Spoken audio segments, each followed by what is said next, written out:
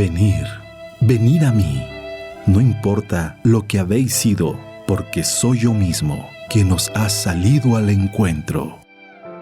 Te llenarás de gozo al contemplar cómo el amado se desvive por sus criaturas. La verdadera devoción al corazón de Jesús. Desde España, en los dictados de Jesús al mundo, sale al encuentro para ti, por Mundo Católico, construyendo la civilización del amor.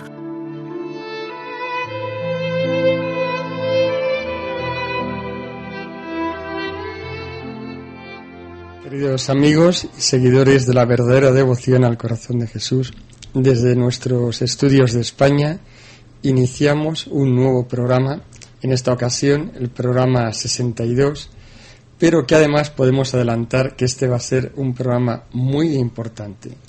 Son de esos programas que uno no se puede perder, entre otras cosas porque vamos a revisar uno de los mensajes clave de este libro.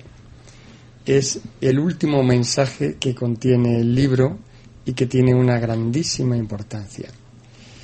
Nos van a ayudar, como siempre, el equipo habitual, Óscar. Hola, buenas noches, José Antonio. Marisa. Hola, buenas noches.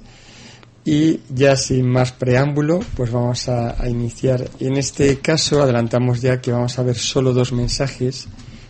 Comenzamos con un mensaje de la Virgen y luego ya vamos a pasar a este mensaje tan importante que decíamos al principio del programa.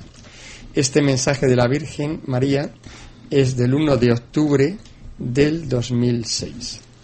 ¿Ves, hija? Yo me estoy apareciendo a muchos. ¿Ves? ¿Te das cuenta de lo que yo estoy haciendo? ¿Cuál es mi plan? Lo que me asombra es que confíes en miserias como yo. Ay, hija mía, no me queda más. Sois los únicos que dejáis actuar a mi misericordia. Yo me estoy manifestando y lo haré aún más claro en muchos. Indicarles luego el camino. Oh, la multitud de mis hijos que provoca la justa ira de Dios. Pedidme con corazón contrito por vuestros pecados. Cread amor allá donde vayáis. Luchad contra el desamor primero en vuestro interior, luego en vuestras familias y a los conocidos, después a los desconocidos. Necesito que os ofrezcáis como víctimas al amor misericordioso. Quiero que viváis de la austeridad.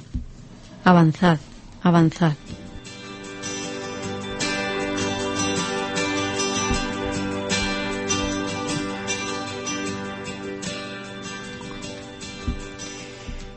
Mensaje de la Virgen María, aparentemente muy sencillito, pero que tiene mucha más profundidad de lo que parece, porque nos está dando mucha enseñanza sobre cuál es el papel de la Virgen María en los últimos tiempos. Y me gustaría tal vez comenzar, aunque es cortito el mensaje, pero comenzar por el primer párrafo, cuando dice la Virgen María: me estoy apareciendo a muchos. ¿Qué estoy haciendo?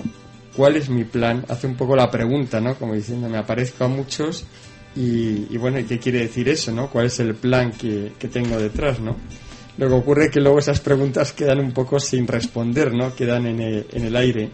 Entonces yo creo, pues sí es algo que merece la pena, pues que profundicemos, porque en realidad este es un plan, pues que se entiende muy bien, ¿no? Por parte de la Virgen María.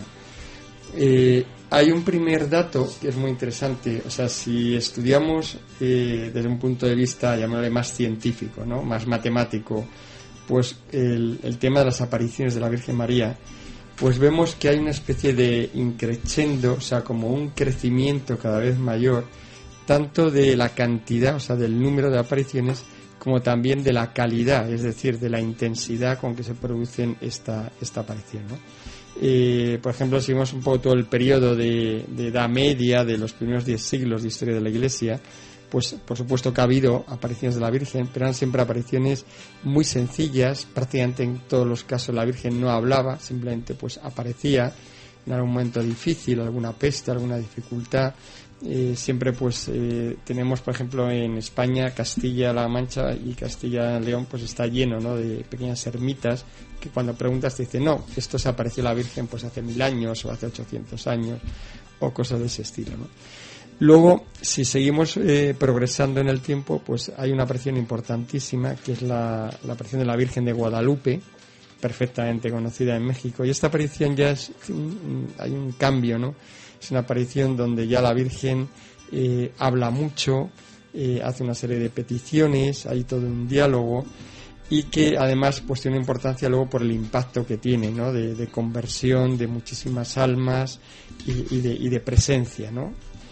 Y luego ya, pues a partir de ahí, pues esto cada vez el fenómeno va a más, ¿no? Si entramos ya un poco a partir ya del siglo XVIII especialmente, aquí ya empieza a haber un crecimiento explosivo.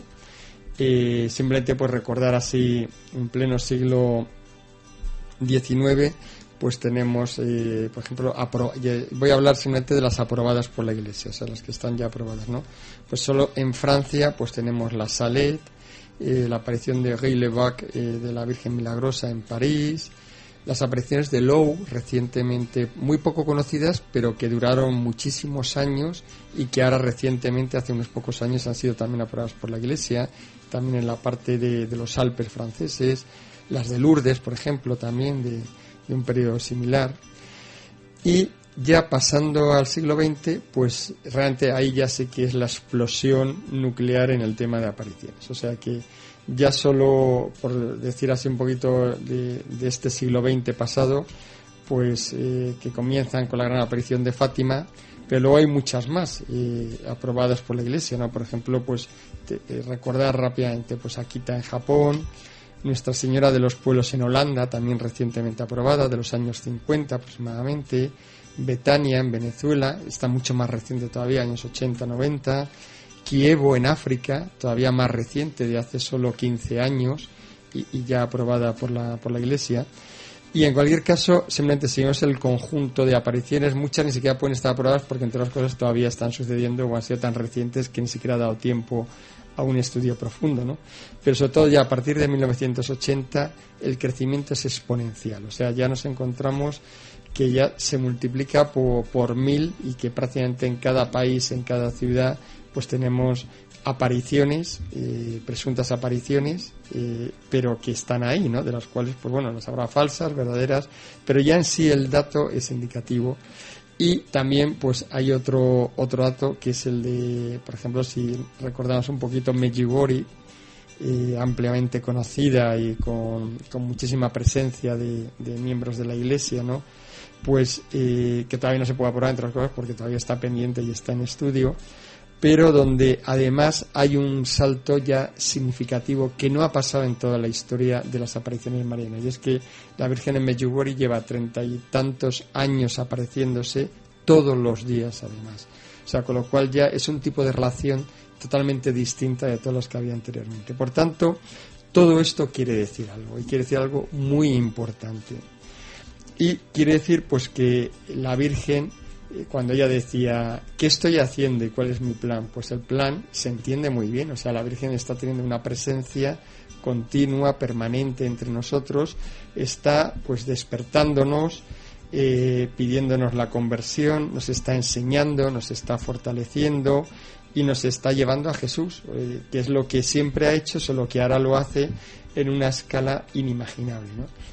Es muy interesante porque si vemos, hay un santo que es uno de los grandes santos marianos, que es San Luis María Griñón de Montfort, y que decía él hace ya bastantes años, a varios siglos atrás, él hablaba de este tema, él hablaba de qué iba a ocurrir en el fin de los tiempos y qué papel iba a tener la Virgen María, ¿no? Y dice, no voy a leer lo que él escribe, pero sí voy a hacer una pequeña síntesis, y él decía que si por María comenzó la salvación del mundo, por María debía consumarse también.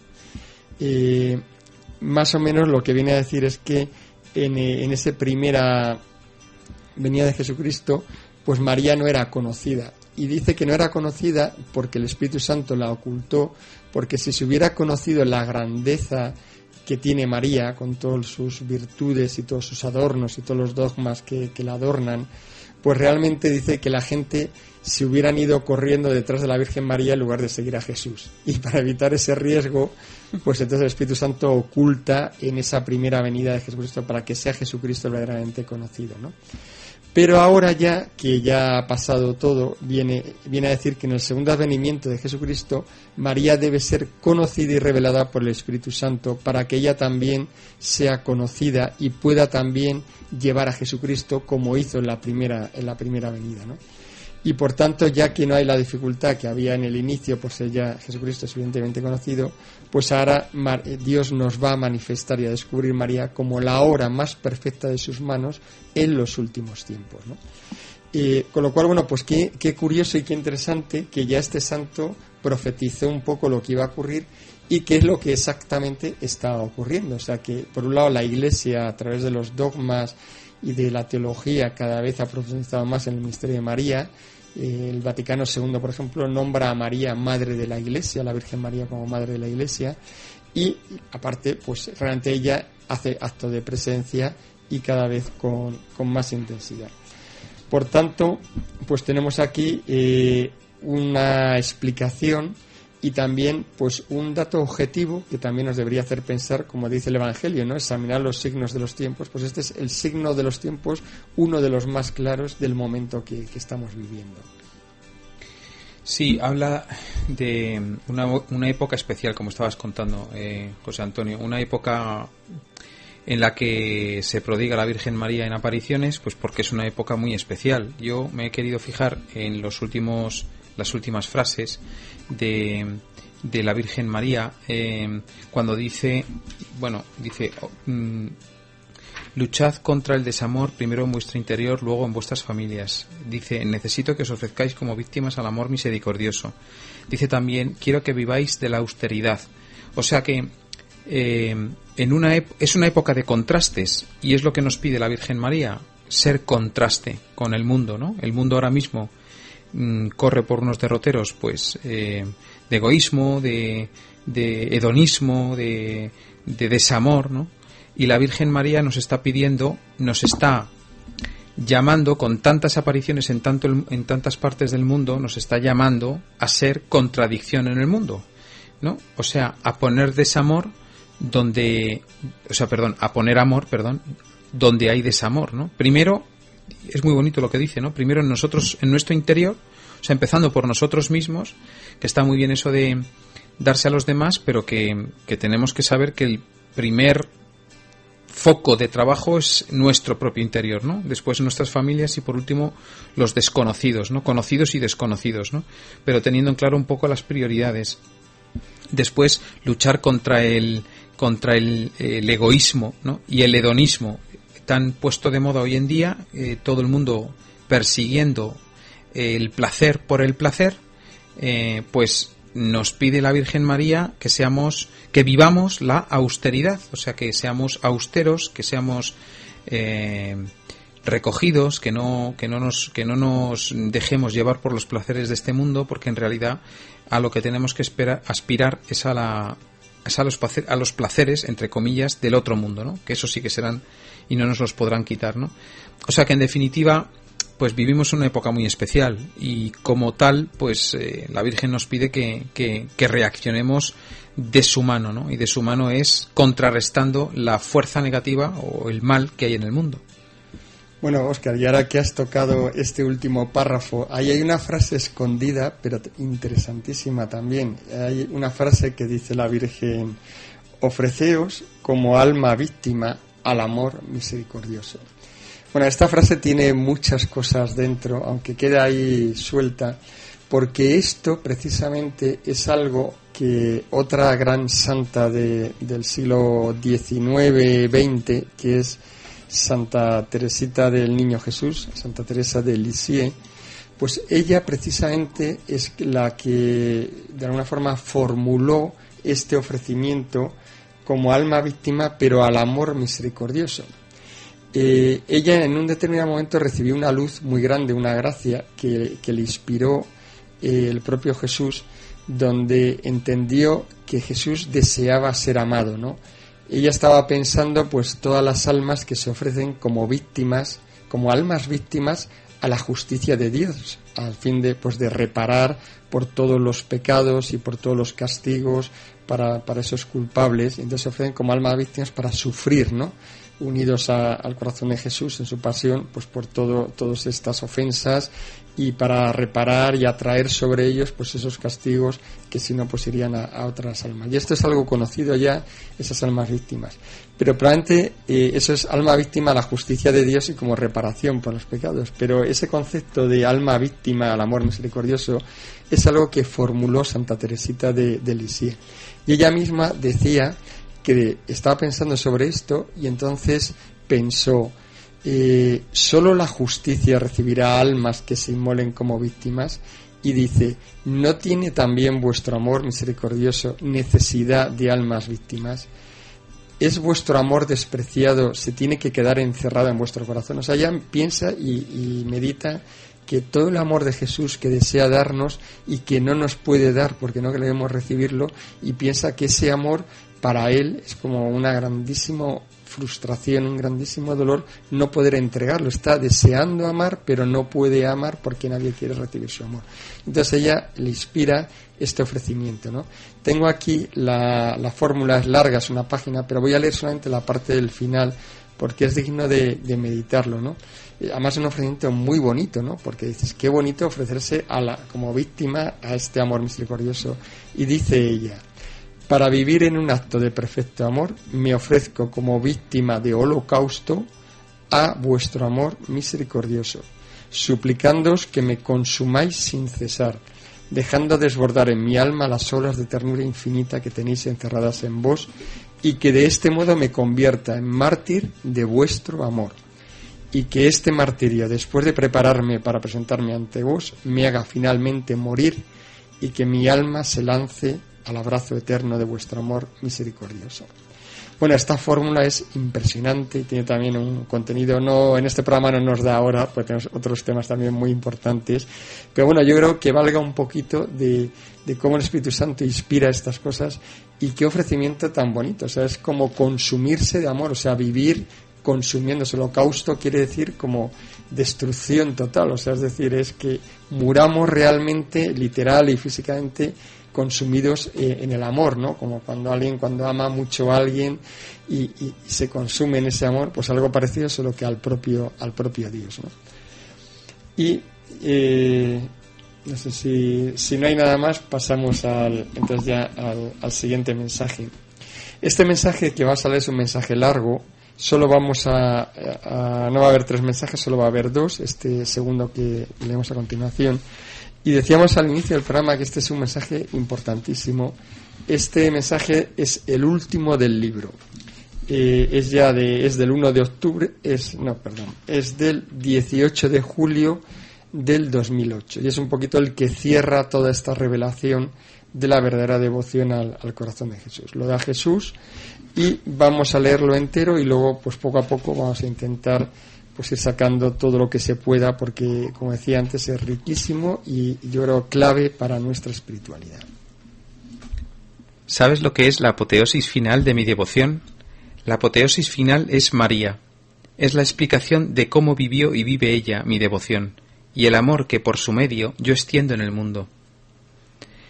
La devoción al corazón de María es la manifestación de su amor por nosotros, por vosotros los hombres, su amor por mí y su extensión por el orbe. También es la manera de volver los hombres hacia mí. Ella es el ejemplo de lo que debéis hacer, es el ejemplo de lo que los hombres deben hacer para amarme. Y amarme bien, perfectamente. Miraos en ella para saber amarme, en ese corazón desprovisto de sí misma y lleno del amor de Dios. Es ese corazón de blancura virginal. Es el corazón donde nadie ha puesto jamás una mancha, inmaculada. Corazón inmaculado de María. Meditad muy a menudo en él y contemplad lo que eso significa.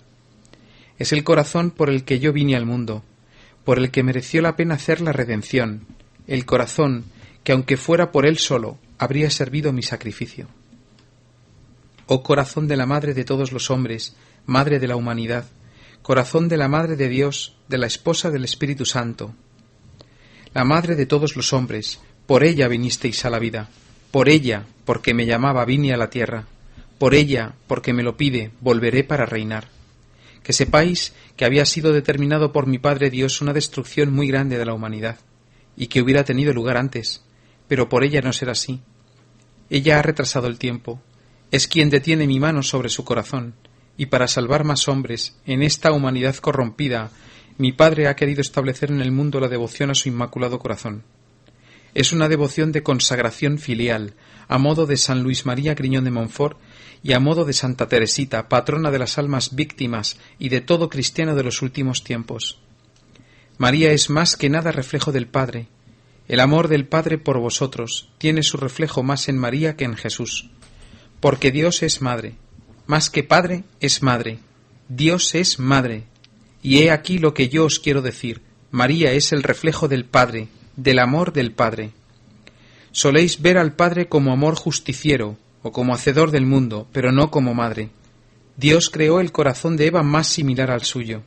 Le dotó de esa delicadeza y amor que da vida a su criatura. La hizo depositaria de la vida, la que da la vida, natural y espiritual. Por eso la corrupción en Eva fue más grave. Por eso se denigró más su naturaleza.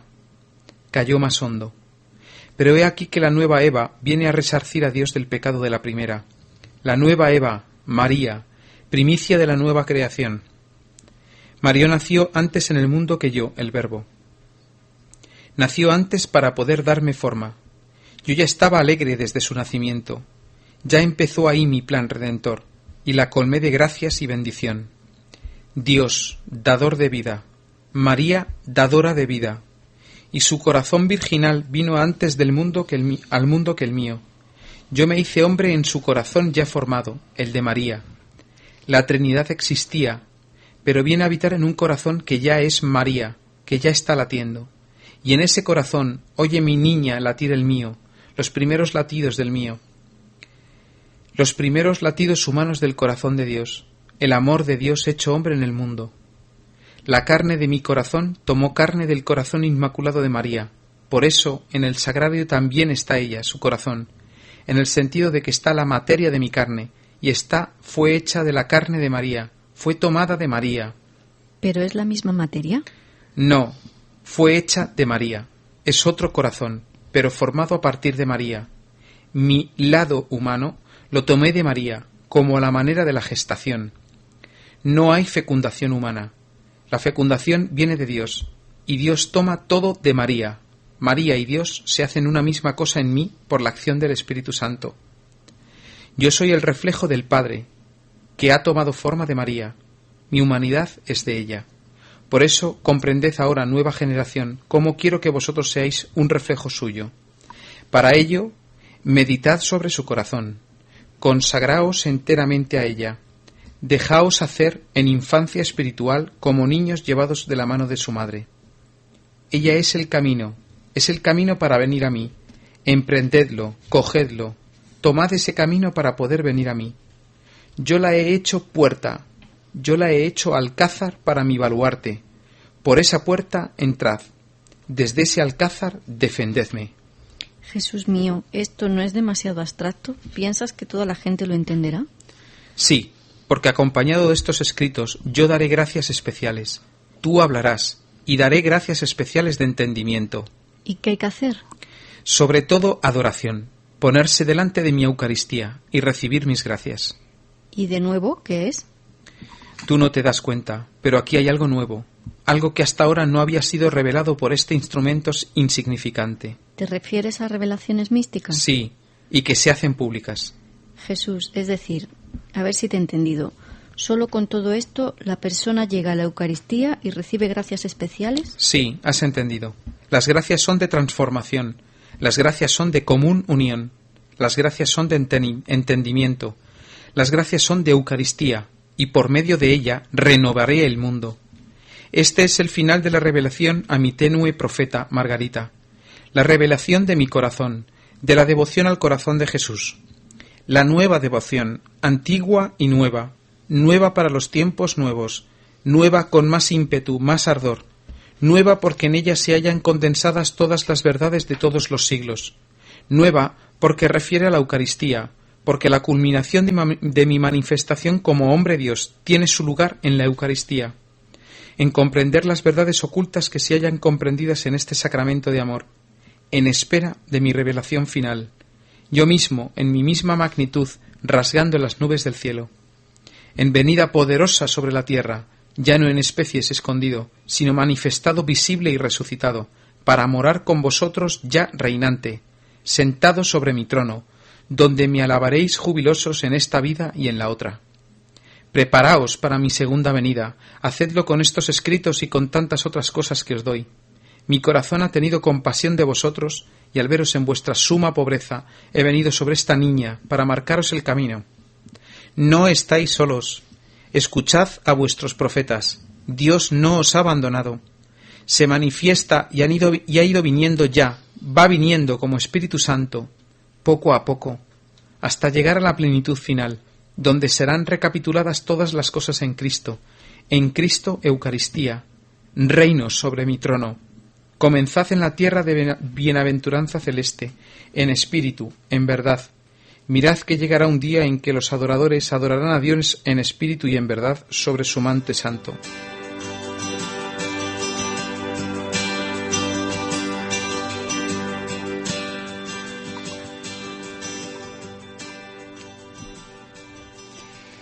Bueno, como decíamos al principio, este mensaje que acabamos de escuchar, este largo mensaje, es tal vez pues uno de los más importantes de todo el libro y pues es un poco difícil a ver por dónde podemos empezar, ¿no?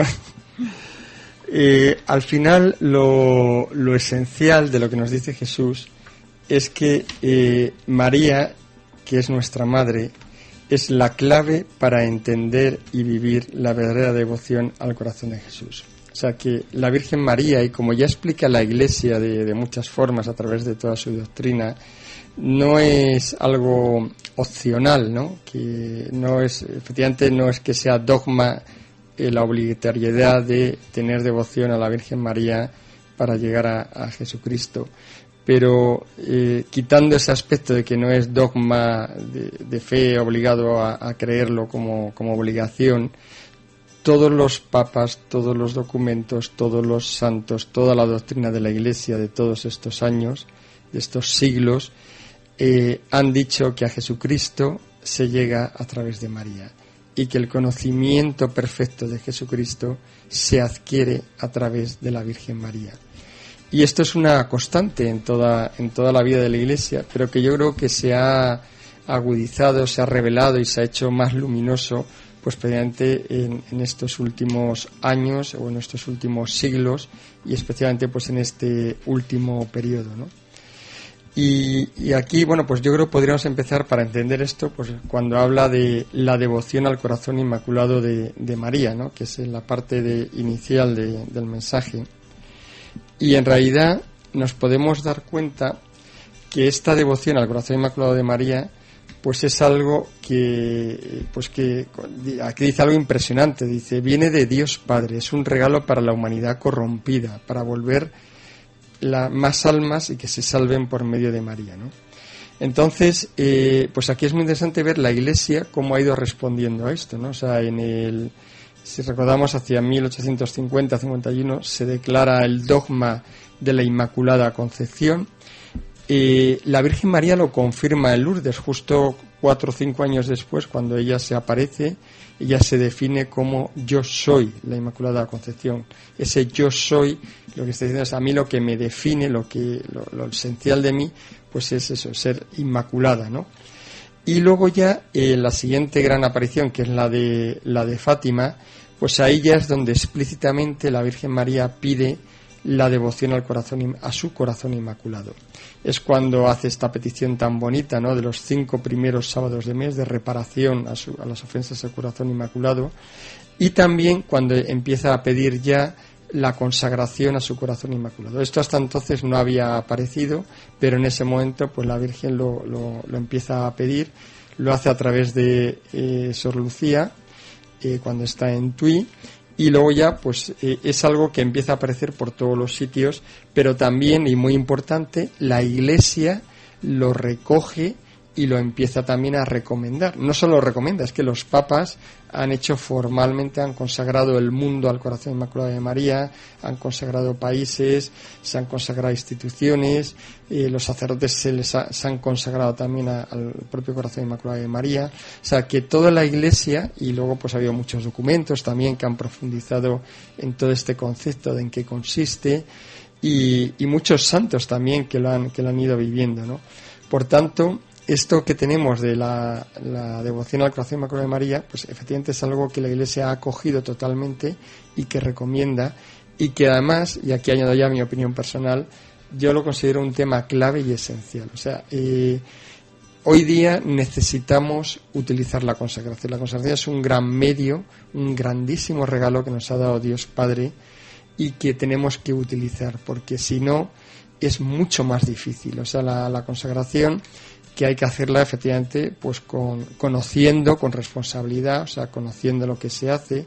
La consagración es una entrega y es una renovación de esos votos bautismales que ya hicimos, pero que los que antes los hicimos pues cuando éramos pequeños, pues antes lo hacían nuestros padres por nosotros, pero ahora ya adultos o jóvenes, pues de una forma consciente hacemos esa renovación y nos ponemos totalmente en manos de María. La consagración tampoco da tiempo a hablar, daría para varios programas, pero simplemente es entregarnos totalmente a María para que sea ella, le entregamos todas nuestras cosas, nuestro corazón, para que ella tome posesión de él, plena posesión, y pueda actuar de una forma más eficaz, y de esta forma nos pueda transformar y sobre todo nos pueda llevar a Jesús, que es el propósito final de cualquier consagración al corazón inmaculado de María. Y por tanto es un medio pues que tiene muchísima fuerza, y sobre todo además es un medio que es el indicado para este siglo y para este momento. Es un momento de muchísima dificultad, todos somos conscientes de ello, pero por otro lado con muchísima presencia la Virgen María, lo veíamos en el mensaje anterior, y por tanto precisamente porque está ya tan presente, pues tenemos que acudir a ella, y es el puente de salvación que Dios nos ha dado para este periodo. Por tanto, yo diría, sin que sea dogma de fe, pero yo diría que es imprescindible que vayamos a través de María en este momento, ¿no? Después dicen cosas muy bonitas.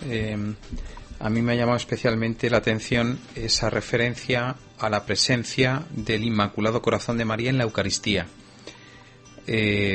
Misteriosa presencia. El mismo Jesús lo matiza. Hay un momento en el que Marga pregunta si está la misma materia, y Jesús aclara que no es así, pero que de alguna manera el corazón de Jesús se hizo en el seno, o sea, tomando, digamos, la carne de María, ¿no? Y entonces, en ese sentido, o sea, es un corazón distinto, desde luego, pero en ese sentido está el mismo corazón de María en la Eucaristía, con lo cual bueno, no sé, es como una respuesta, digamos, a nuestros hermanos protestantes, ¿no? Ojalá algún día comprendan que la Virgen María tiene un papel en esto de la salvación muchísimo más importante de lo que ellos piensan, ¿no? Y después también, pues bueno, volver otra vez efectivamente al tema de la consagración, como decías, José Antonio. Dice ahí en un momento determinado Jesús una cosa también muy bonita, dice: consagraos enteramente a ella. Y estas manifestaciones, estas formas de expresarse, que a veces puede ser que no las entendamos del todo, dice, ¿qué significa consagrarse enteramente a ella? Pues él mismo lo contesta a continuación diciendo: dejaos hacer en infancia espiritual como niños llevados de la mano de su madre. Y aquí tenemos otra referencia quizás a lo que decíamos antes de Santa Teresita del Niño Jesús, ¿no? O sea, cómo el Señor nos pide que nos dejemos hacer como si fuésemos niños. ¿Y qué significa dejarse hacer en infancia espiritual? Pues que nos dejemos de complicaciones, ¿no? Que no le demos vueltas a las cosas, que no estemos calculando cada paso que demos, sino que nos abandonemos como unos niños que no tienen ningún miedo a hacer lo que les pide su madre, porque no pueden llegar a pensar, o sea, un niño pequeño no puede llegar a pensar que algo que le pide su madre es malo, y entonces lo hacen a ciegas, o sea, sin calcular lo que les está pidiendo su madre, simplemente su madre se lo pide y ellos lo hacen. Pues esto es lo que nos está pidiendo el Señor, lo que nos pidió a través de Santa Teresita del Niño Jesús, que es, yo creo que de las santas que más han incidido en esta infancia espiritual, ¿no? Y que es una cosa importantísima en estos últimos tiempos, porque desde luego cuando llegue el momento de dar el do de pecho no lo podremos dar a aquellos que no nos hayamos acostumbrado a obedecer y a creer ciegamente en Dios y en lo que nos pide a través de su madre, la Virgen María. Muy bien, bueno, pues vamos a hacer un pequeño descanso musical y continuamos ahora en unos breves minutos.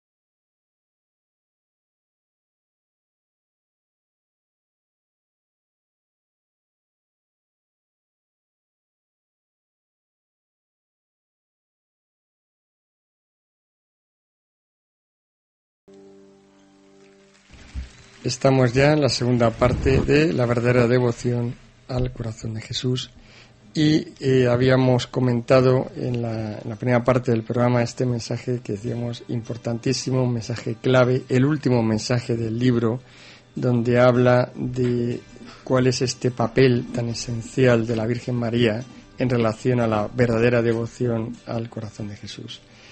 Y bueno, pues continuamos este mensaje muy largo, ¿no? Con muchos aspectos. Yo me gustaría tocar otro que también me gusta mucho, que es, bueno, primero esa idea que da Jesús cuando dice que en el fondo el corazón inmaculado de María está creado por la Santísima Trinidad como un reflejo del amor del Padre, o sea que es algo muy bonito, ¿no? Ese amor maternal, porque en Dios su amor no lo podemos comprimir o restringir, o sea, el amor de Dios supera todos nuestros esquemas de amor, ¿no? El amor de Dios es mucho más que el amor esponsal, que el amor de madre, que el amor de amigo, que el amor filial, cualquiera, ¿no? Juntando todo, pues todavía el amor de Dios supera todo eso.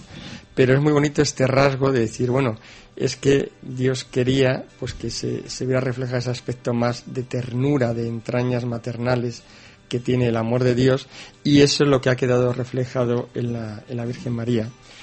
Y es entonces muy bonito pues cómo habla de cómo Eva, cuando Dios crea a Eva, pues Eva también era como antecedente de María, o sea, está claro que María ya estaba en la mente de la Trinidad, ¿no? Como la madre de esa segunda persona que era la que se iba a encarnar, incluso antes de que hubiera sucedido la catástrofe, ¿no? del pecado original. Pero bueno, es muy bonito como el papel de la mujer, como Eva, pues Dios la crea con una mayor perfección, ¿no? O sea, con una mayor sensibilidad y da la razón, porque Eva, la mujer, es la que da la vida, o sea, da la vida físicamente, pero también da la vida, llamémosle espiritualmente, ¿no? Es la que tiene que educar, que formar al niño y transmitirle lo que es el amor, ¿no? Y la enseñanza del amor, ¿no? Por eso dice la caída pues fue mayor en Eva. Pero volviendo a la Virgen María, pues qué bonito que como madre pues haya elegido a una mujer, ¿no? Que tiene esa mayor perfección y que en el caso de la Virgen María pues llega a extremos que no podemos imaginar. Antes María sigue siendo un misterio en lo que es su grandeza, ¿no? Que se va desvelando cada vez más poco a poco, pero que en cualquier caso todavía tiene una profundidad y una inmensidad pues que todavía no llegamos a entender, ¿no? Y esto, pues ya lo decían también los Santos Padres, ¿no? Los Santos Padres siempre se han referido a la Virgen María como la nueva Eva, ¿no? O sea, lo que quedó destruido en ese primer pecado original, pues queda de nuevo regenerado, transformado y restaurado, y con mucha mayor grandeza y mucho mejor que en el plan original, pues en esta nueva creación que es la Virgen María, donde ella es primicia, ¿no? Es la primera criatura realmente que alcanza pues todos los dones y todos los beneficios de la redención. Y bueno, pues siguiendo y avanzando un poco más, tú antes habías tocado, Óscar, el tema de, bueno, pues qué hay que hacer, ¿no? Pues dejarnos moldear por ella, y en ese mismo párrafo pues también comenta alguna cosa más, ¿no? De qué tenemos que hacer, ¿no? Dice, quiero que seáis un reflejo suyo. O sea, Jesús, ¿qué nos está diciendo? Para que realmente améis y seáis devotos de mi Sagrado Corazón, lo que tenéis que ser es ser moldeados en el corazón inmaculado de María, porque a partir de ahí es como podréis realmente amar perfectamente al corazón de Dios. Y entonces nos va dando una serie de, bueno, pues de normas, ¿no? O de puntos, ¿no? Y dice, para ello, meditad sobre su corazón. O sea, que profundicemos, ¿no? En cómo ha sido la Virgen María en la tierra, que hay una riqueza, aunque aparezca poco, pero lo que aparece de la Virgen María en la Escritura es muy importante y da para mucha meditación, tanto lo que aparece como incluso lo que no aparece, ¿no? Que también es muy instructivo, ¿no?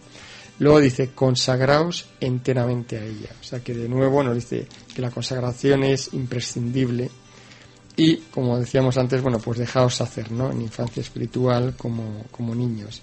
Y luego pues insiste, ella es el camino para venir a mí. Emprenderlo, cogerlo, tomar este camino para poder venir a mí. Que esto ya lo han dicho muchísimos santos, o sea, que es algo que ya se conoce desde muy antiguo y lo han proclamado, todos los grandes santos marianos lo han dicho, ¿no? Desde San Bernardo, ya en el siglo XI o siglo X, no recuerdo bien, hasta todo el periplo, ¿no? y el recorrido de santos que tenemos. Pero yo, por recordar así de los del siglo XX, que parece que los tenemos más cerca y que nos queda más claro, pues por ejemplo San Maximiliano Kolbe, uno de los grandes santos del siglo XX, y San Maximiliano, aparte de su muerte martirial, que ofrece su vida por salvar a otra persona en el campo de concentración, pero es que él vivió sin haber llegado todavía a vivir porque él es de principios de siglo, pero él ya hizo vida todo el mensaje de la consagración al corazón inmaculado de María, cuando todavía ni siquiera se había proclamado, él ya con su vida lo hizo realidad. En San Maximiliano tenemos un ejemplo perfecto de cómo vivir la verdadera devoción, si podemos llamarlo así, al corazón inmaculado de María, ¿no? Y otro gran santo, y este ya mucho más conocido todavía, pues tenemos al beato Juan Pablo II, el próximo santo Juan Pablo II, que él, y eso yo creo lo sabe mucha gente, pero a lo mejor no todos lo saben, él cuando era joven leyó el libro que decíamos antes de San Luis María Griñón de Montfort y quedó tan impactado que decidió consagrarse, con lo cual Juan Pablo II se consagró totalmente y de forma al corazón inmaculado de María. Y de ahí viene su santidad, o sea, es que esa es la clave, ahí fue lo que le marcó, porque luego la Virgen María es quien ha ido construyendo y guiando todo su senda y todo su camino hasta llegar donde él ha llegado, ¿no? Por tanto, que son ejemplos concretos, reales, de cómo el ir a través de la Virgen María pues produce grandísimos santos realmente de un tamaño y de una grandeza descomunal, ¿no? Y después también la última parte del mensaje, José Antonio, qué bonita, ¿no? También en la que Jesús nos habla de su segunda venida y cómo lo hace en un tono tan esperanzador, ¿no? Dice ahí: no estáis solos, escuchad a vuestros profetas, Dios no os ha abandonado, mi corazón ha tenido compasión de vosotros. A ver, hay otra cosa que a mí me gustaba mucho, dice: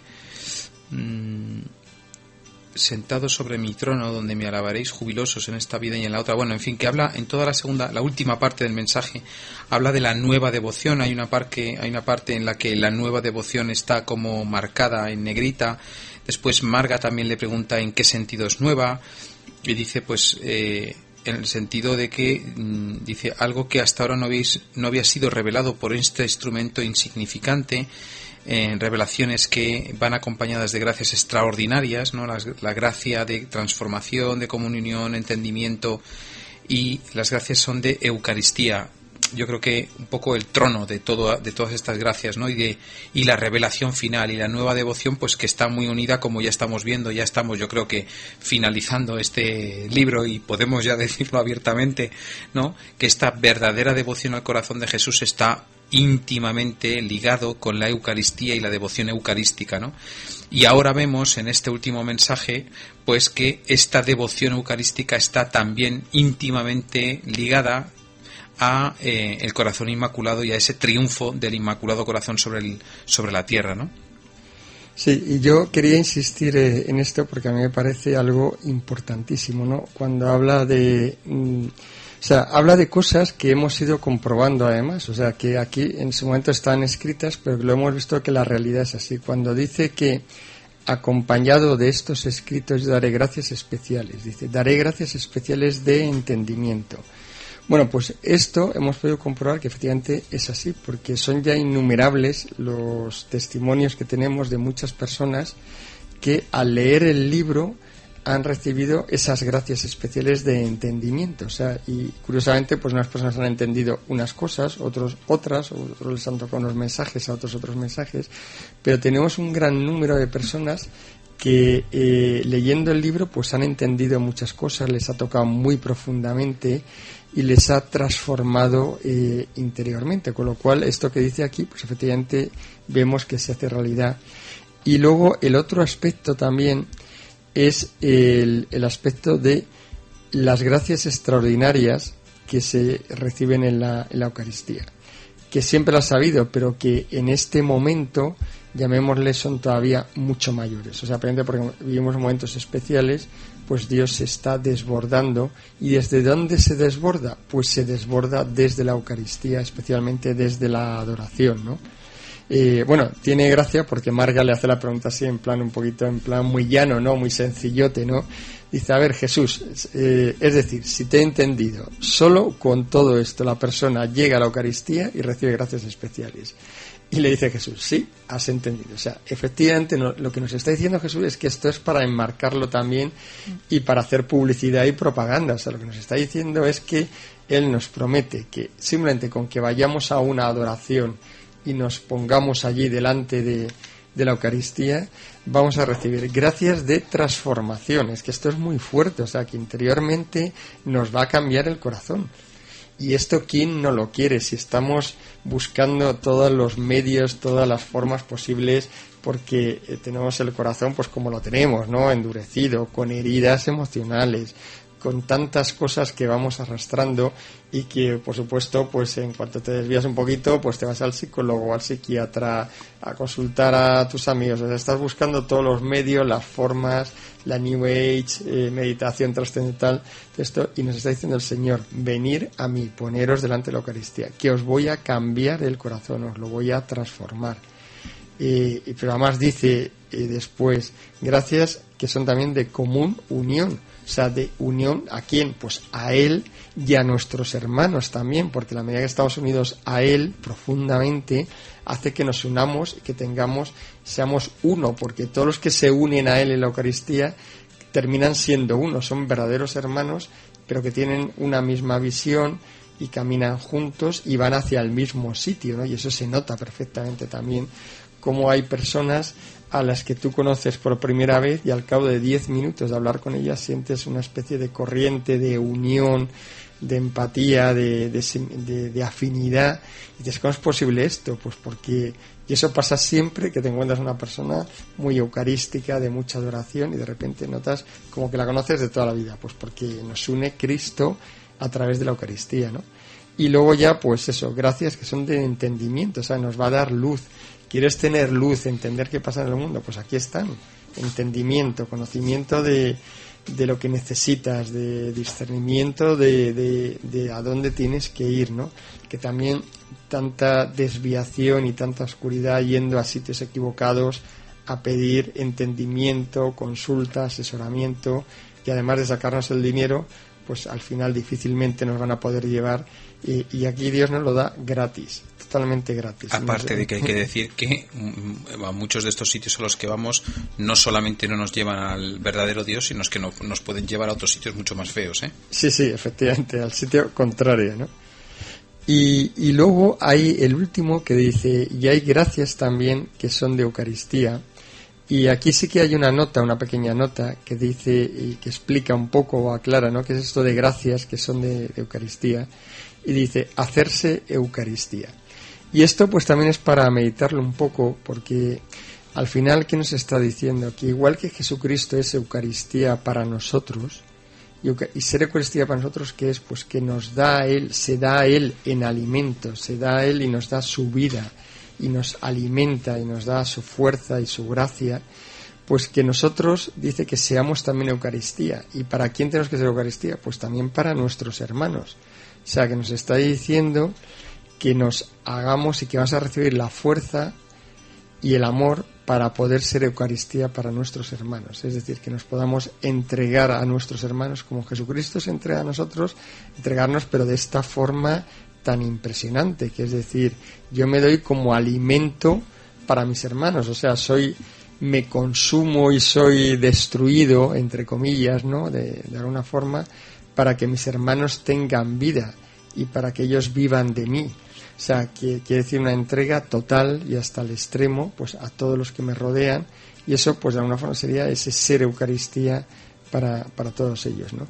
Con lo cual, bueno, pues nos dice aquí muchas cosas y luego ya termina en esta última frase, dice, y por medio de ella renovaré el mundo. O sea, que la Eucaristía es la clave, lo hemos ido viendo a lo largo de muchos mensajes, y lo sigue siendo y sigue insistiendo. La Eucaristía es la clave de nuestra espiritualidad, de nuestro ser cristiano, de nuestro avance espiritual, y alrededor de la Eucaristía gira todo y es el centro de todo y tiene que ser nuestro centro. Nosotros tenemos que ser almas totalmente eucarísticas, y ese es el único y verdadero camino pues para amar a Jesucristo. Por eso la verdadera devoción al corazón de Jesús pues es eucarística, solo puede ser eucarística y es esencialmente eucarística, ¿no? Todo culmina allí, y precisamente, y siguiendo ya con la otra parte que comentabas antes, Óscar, pues lógicamente la segunda venida y la parusía del Señor pues está íntimamente ligado a este aspecto eucarístico, donde la Eucaristía va a alcanzar pues toda su fuerza y una dimensión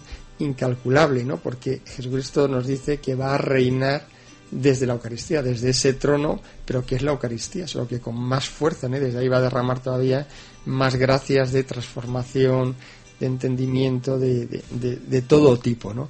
Con lo cual, bueno, pues sí que nos podemos imaginar ese reino futuro eucarístico lleno de toda esta fuerza, ¿no? de amor y de radiación de la Eucaristía, ¿no? Y tan importante es este punto del que habla José Antonio, de la Eucaristía, que es el centro, que culmina Marga con una nota diciendo que cuando se termina de dar este mensaje, que hay un aplauso en el cielo, que converge en el sagrario, y dice que aplauden a la última revelación para esta hora, y que se puede decir que como si respirasen de que por fin se ha dado entera esta revelación.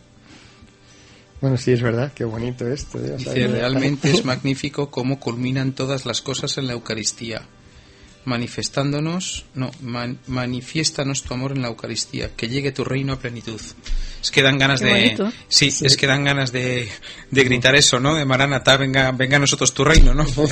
Sabiendo lo que lo bonito que va a ser, ¿no? Sí, la verdad es que efectivamente no me extraña que en el cielo estén expectantes, ¿no? Para ver cuándo esto se va a producir. Y me estaba fijando también la última frase, que también es muy... Esta ya es una frase de la Biblia, de la Escritura, ¿no? La última frase del libro dice: mirad que llegará un día en que los adoradores adorarán a Dios en espíritu y en verdad sobre su monte santo. Y esto, pues que es de la Escritura, pues es una profecía que será realidad, que ya hay una primicia, efectivamente, pero que llegará un momento que será realidad y será literal, además, tal como dice, adorarán a Dios en espíritu y en verdad sobre su monte santo. Y aquí me viene a la memoria, inevitablemente, en Apocalipsis, que es el libro de la parusía y de todos estos temas, ¿no? Y en el Apocalipsis aparece este pasaje ya hacia el final, que es cuando desciende la nueva Jerusalén, la Jerusalén celestial. Y que además está muy claro en el Apocalipsis, porque habla de que desciende, no es la eternidad, porque no sube al cielo ni sube a la eternidad, sino que desciende, habla de los cielos nuevos y la tierra nueva, y cómo esta Jerusalén desciende a la tierra. Por tanto, pues esto es literal y será realidad, o sea, habrá esa Jerusalén celeste, no podemos imaginar cómo será.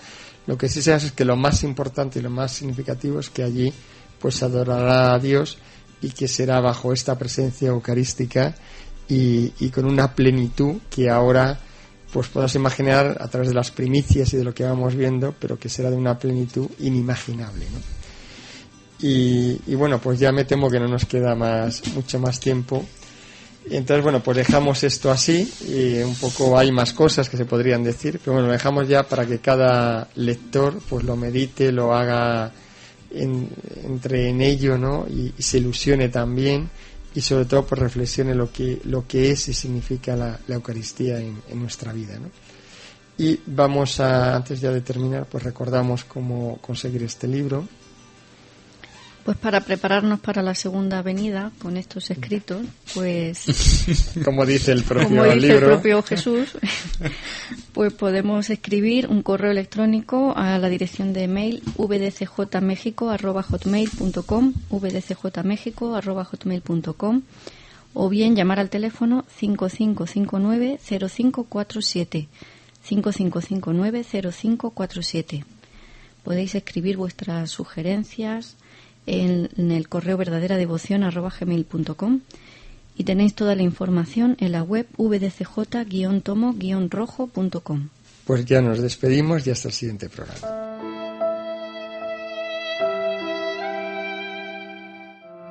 Venid, venid a mí, no importa lo que habéis sido, porque soy yo mismo quien os ha salido al encuentro.